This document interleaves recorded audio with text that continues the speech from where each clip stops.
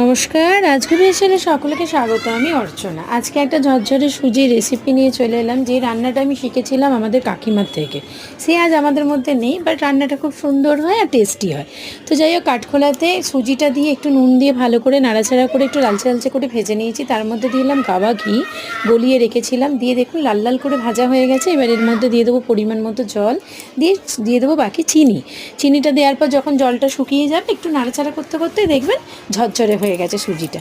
এভাবে রান্নাটা করে খেয়ে দেখুন। আমার চ্যানেলের রান্নাগুলো যদি ভালো লাগে তাহলে আমাকে কমেন্টে জানাবেন, আমার চ্যানেলটাকে সাবস্ক্রাইব করে দেবেন, বেল আইকনটা টিপে দেবেন, একটা লাইক দেবেন। সকলে ভালো থাকবেন। মুছে যাওয়া দিনগুলি আমায় যে পিছু ডাকে, স্মৃতি যেন আমার হৃদয়ে বেদনা রঙে রঙে ছবি আঁকে।